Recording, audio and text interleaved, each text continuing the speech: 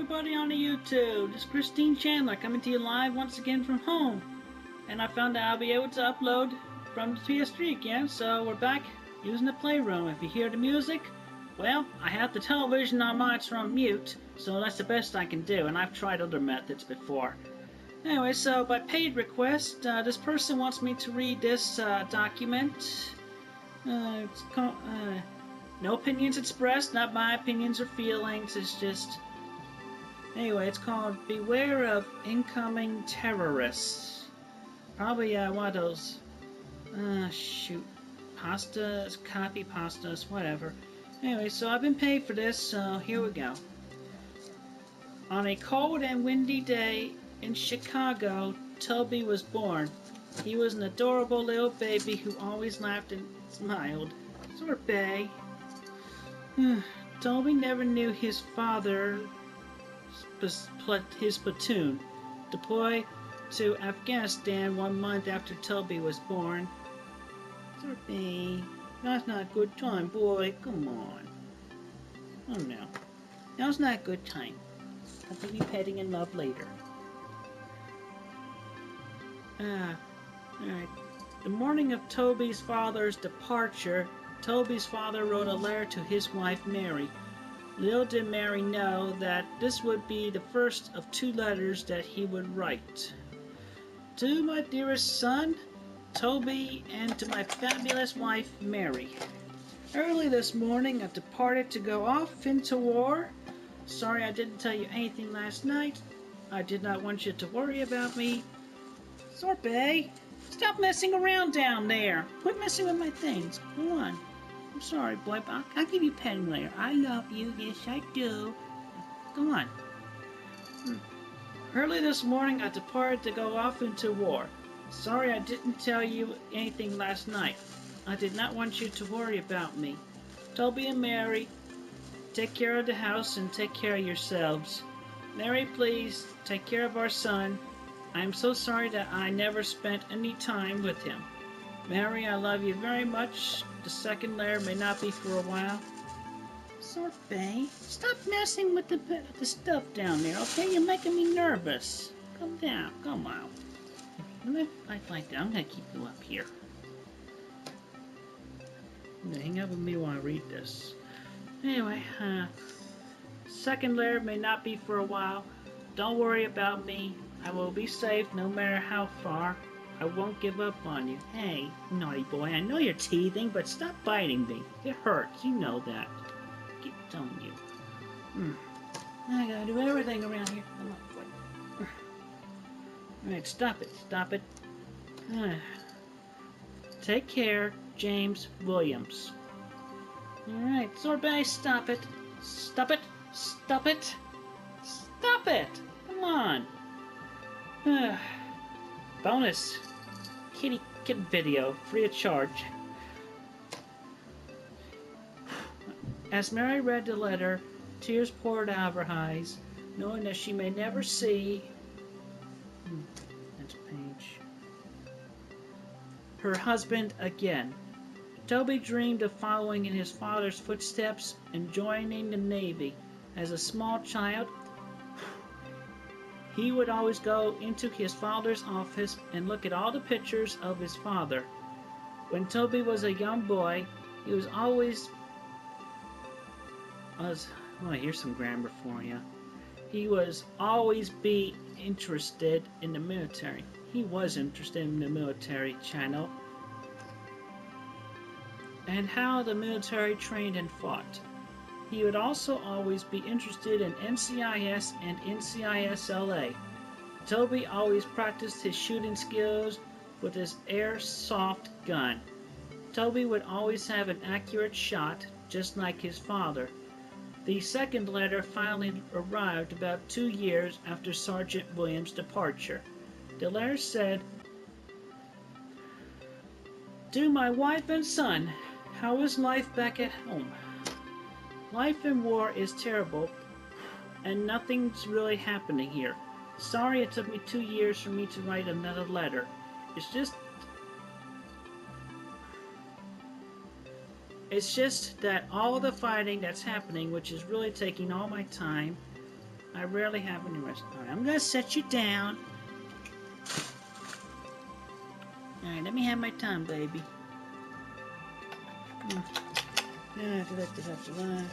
I rarely have any rest. Toby, sorry I have never called you on your birthday. I have sent a brand new airsoft gun and it will be arriving soon. Stop calling me!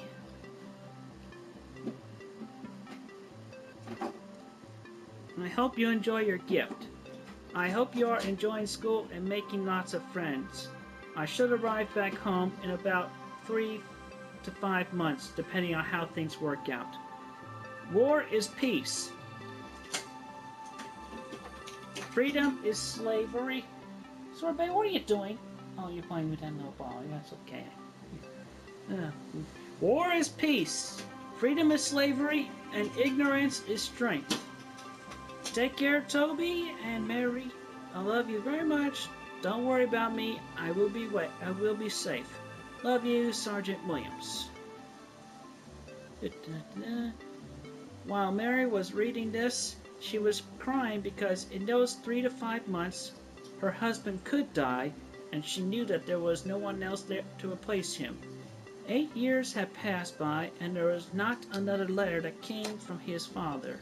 A few years after the last letter from his father, another letter came in the mail. This letter was not from his father. This letter was from the general. The letter stated, "To Mrs. Cooper and Toby. This is General Alex Smith.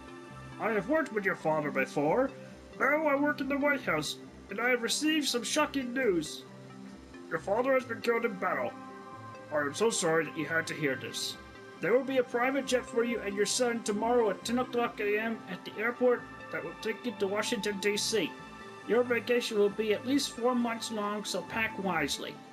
There will be more news to follow after you arrive in Washington, D.C. We'll see you there. Sincerely, General Alex Smith, Mr." The next day, Toby and his mom arrived in Washington, D.C. When they arrived, they were picked up in a limousine and were driven to the White House.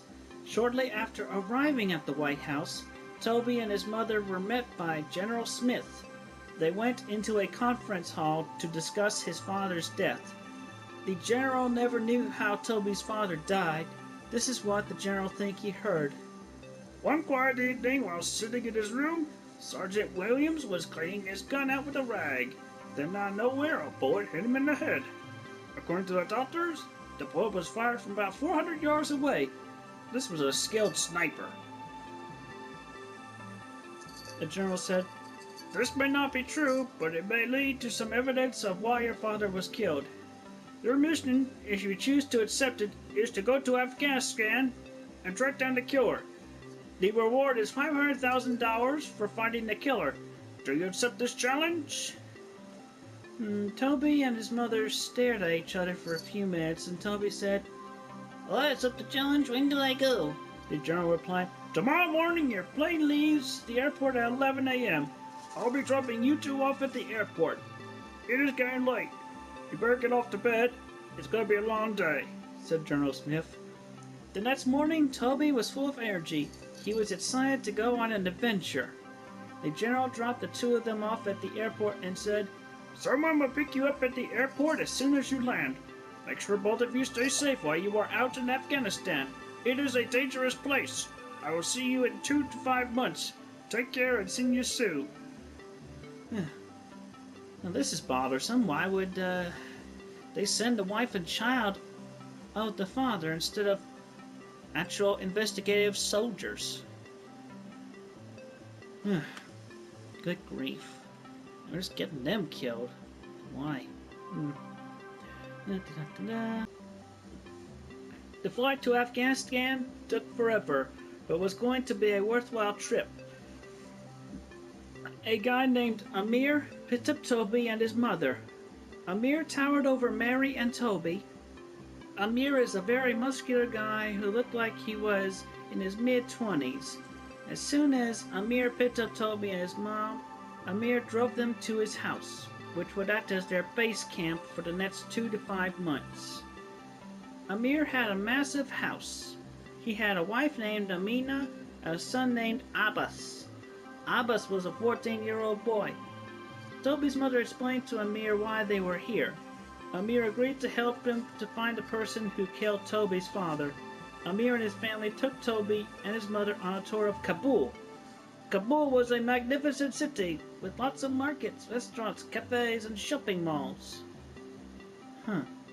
Really? This war fight? Alright. Toby and his mother went to bed early, knowing that tomorrow would be an adventure.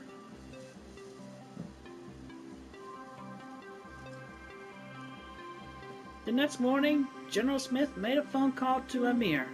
He described the person who killed Toby's father. His name was Danush. Danush was 6 foot 3.5 inches tall, had blonde hair, blue eyes, and was very skinny. He is also a terrorist. Some of his men had hijacked planes and flown into some major buildings around the world. The FBI, NCIS, and CIA believed he lived in the city of Tehran, Iran. Please forgive me if I'm mispronouncing anything. My mistake. So, man, what are you doing? Little boy. Oh, boy. Oh, come on. Come on up here. Little boy. What am I gonna do with you? What am I gonna do with you, little boy, little boy?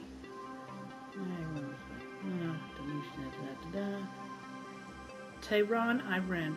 That is about 1,007 miles from where Amir lived. He told them to be safe and take care. Little boy. Oh. Little boy, little boy, little boy. Oh, things I do for love. Oh, stop biting me. Stop it. Little boy. Oh, what am I gonna do? You just a little boy. You should walk. You just a little boy. Alright? Now be good. I'll read. Okay?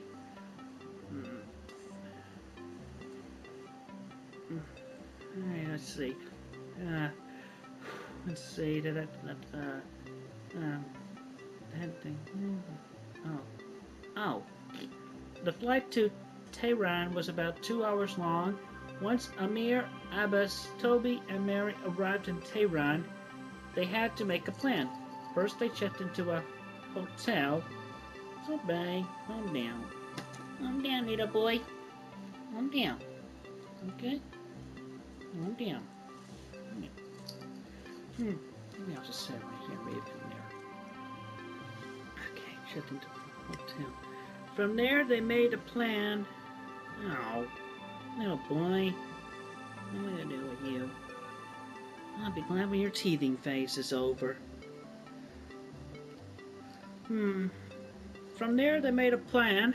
Their plan was to split up into 2 groups and search. The groups were Abbas and Toby and Amir and Mary. Wait a minute. Abbas and Toby and Amir and Mary. Oh. Before the 2 groups split off, Amir told them to meet up at the hotel at 6:30.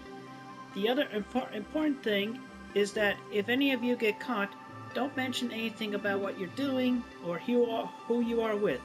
Do not mention your names at all. Best of luck and see you soon, said Amir. Then the 2 groups split off. Little boy, what am I gonna do with you? Oh.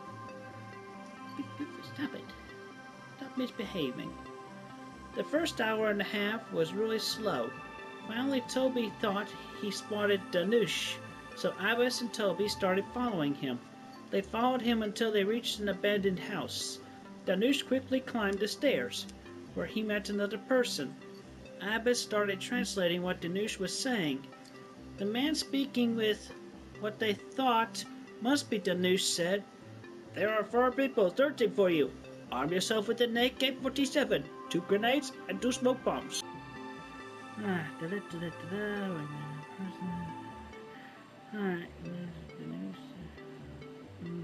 Be safe out there and don't get killed. Captured those 4 people. I believe the names of the people are Amir, Toby, and Abbas. Wait a minute. First hour, half really slow. Oh. Okay,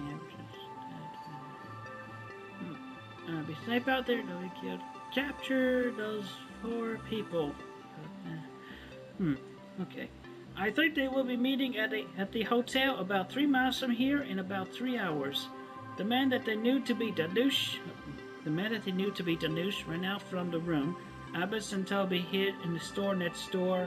Toby quickly called Amir. When Amir answered the phone, Toby told him what he just heard. Amir and Mary were worried about getting caught.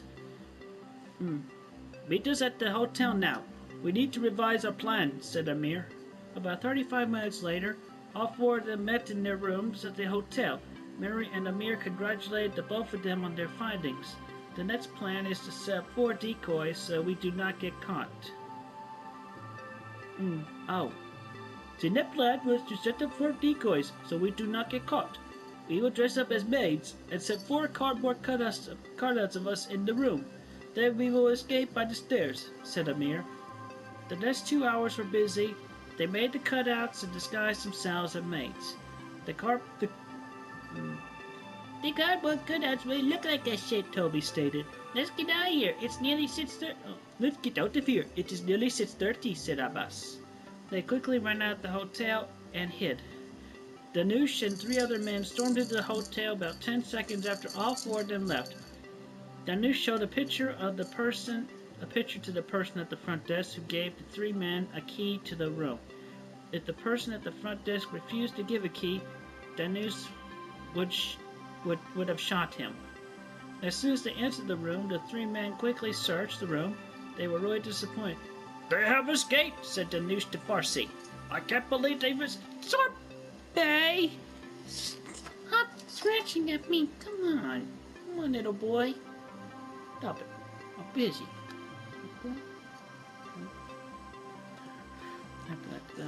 They escaped, said Danush in Farsi. I can't believe they have escaped. This is unbelievable. Both of you, check the phone records from 3 hours ago, said Danush. After half an hour of searching, one of the men found a phone call from the room. They also checked all outgoing flights from here. There was one flight that left at 7:30 to Kabul. I bet that all 4 of them flew to Kabul. We will take the first flight out of here tomorrow. Be ready, said Danush. When Amir, Mary, Toby, and Abbas landed in Kabul, they took a connecting flight to Aleppo, Syria.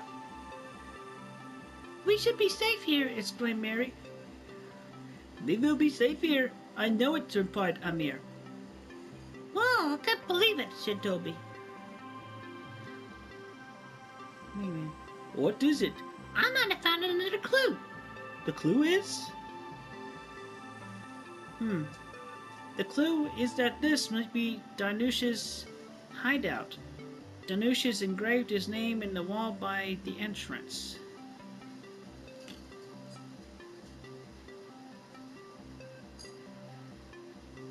This is why I know this is Danush's hideout. You mean that we're staying in his hideout? Yes, we are, said Toby. The next step is to wait here until Danush and his men show up. After that, we'll bring Danush into custody.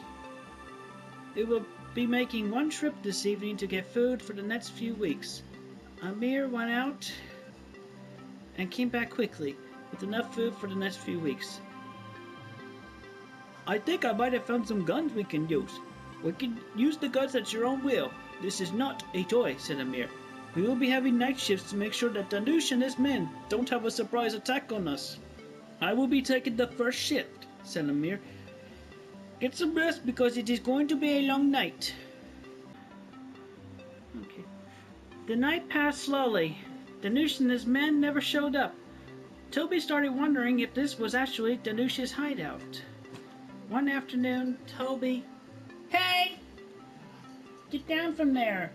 Not allowed to poach from the dry food. Sorbet, get down from there! Get down from there! Shit. Thanks a lot. Now I gotta do a take 2 on this part.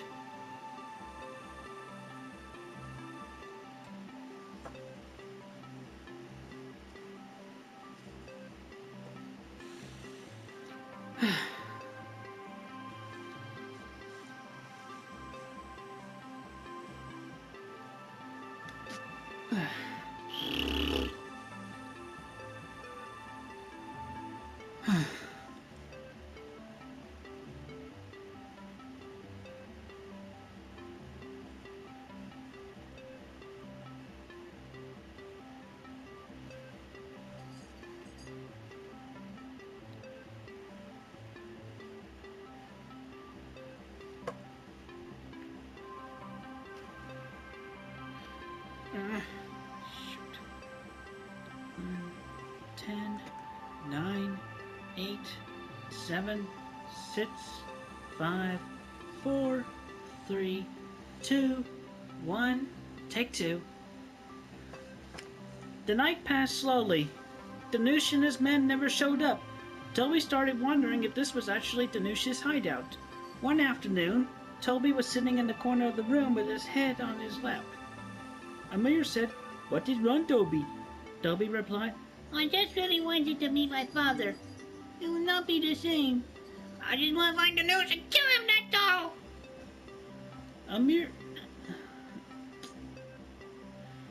Can I ask you a question? said Toby. Yes. When we find Danush and his men, can I have permission to kill him and his friends? Yes, you may kill them. I am sure the United States government will be okay with that, as they are also looking for him, replied Amir. Did you know that Danush and his friends are the #1 most wanted in the world? Said Amir. Yes, the CIA, NCIS, and Navy SEALs are all looking for them, said Mary. Oh, be quiet. I think I hear something. I think it may be voices, I am not sure, said Abbas. Arm yourselves with guns. Suddenly, the Jordanian and the Iranian military stormed to the door. Everybody froze. Don't move, said one of the Jordanians. One of the people said, I know where Danush is. It's about 1 mile. Wait a minute, one of the people said, I know where. I'm trying to figure this out. It's like, oh, so it's hard for me to decide. Where are the voices not? Shoot. That was. Okay, he is about 1 mile from here. Oh, I have got some bulletproof press. But I have got some bulletproof. I hate the back grammar on these things. I have some bulletproof vests. I have some bulletproof vests. There's a blooper that's going to be put in anyway. Some grenades, some handcuffs, some tasers, and some smoke bombs. We will lead you into the building where you guys will be making the arrest. We will be surrounding the building just in case of an escape. They quickly geared up. Wait a minute. They quickly geared up, said a general of the Iranian army. Move out, we have work to do, said a general. They quickly ran into the building. Amir, Mary, Toby, and Abbas, are you ready? Yes, sir. We have your back. All four of them ran into the building. Toby yelled, Danush, I know you are in here. Give up your goddamn hiding spot. Game over. You'll have 5 seconds to come out with your hands in the air. Otherwise, I will throw a grenade. 1, 2, 3, 4. Danush and 2 of his friends finally came out with their hands up. Wait a minute. Danush and 2 of his friends. Where is your third friend? He made an escape through the fire escape, Danush replied. Toby asked through the radio. Did you find the other person who escaped? Yes, sir, we did. We found him escaping through the fire escape. Bring the 3 people down here and blow the building up too. They brought the 3 people down. Danush somehow had a gun on him. I shot Toby's leg multiple times. Toby was rushed to the nearest hospital where he got his leg amputated. He got his leg replaced with a plastic leg. You had 2 options. The options are you get killed right now or you go into custody. You have 10 seconds. I chose to be killed right here and right now with my friends, said the Danush. Well, it was nice knowing you and your friends, said Amar. Amir, Mary, and Abbas shot the 3 friends of Danush. Amir got his AK-47 and aimed it towards Danush. Amir said, You deserve to die. Screw you, Danush. You never had the chance to escape the CIA, FBI, and the Navy who were looking for you. You are the world #1 most wanted. Goodbye, Danush. Amir shot the AK-47 and the bullet went straight through Danush's head. At last, the world's most wanted person was dead. Abush cut Danush's arms, legs, and head off. Then they burned all the people's bodies. Oh, okay. After that, Abbas, Amir, and Mary all had a smoke.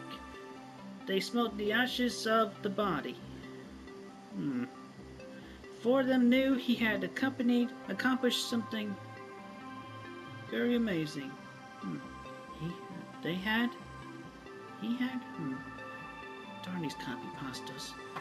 Amir, Abbas, Mary, and the troops went to the hospital to see Toby. He looked terrible. Toby wanted to leave the hospital, but the doctors told him to stay for another hour. It passed by slowly. Toby was released after the hour and was told to take medications for the next few days until the pain went away. Poor boy. Mary, Amir, Toby, and Abbas thanked the troops for their help and flew back to Kabul. Toby said to his mother that he wanted to stay another month in Kabul. His mother gladly accepted it. The month passed very quickly. Toby paid Amir and Abbas $16,000 each for their help. $32K. They exchanged phone numbers so they could keep in touch. Also, Mary and Toby got to keep their AK-47s as a gift. They were met by the general and were driven back to the White House. At the White House, they received the Medal of Honor from the President for capturing the world's most wanted. Toby also received the Purple Heart. The Purple Heart is a medal for those who were killed or injured during the war. They received the $500,000 too. Mary and Toby had spent the last 2 months in the Middle East. They returned to Chicago as heroes. Their flight back home was short. They were greeted by thousands of people who were thanking them. Once they got home, things were the same. Toby received another mission about 5 months after the first mission in Afghanistan and Syria. Toby still kept in touch with Amir and Abbas. Toby and Mary missed them so much that they decided to pay a 3-month visit. Oh, I thought that was the end of it, but there's more. Wait, what?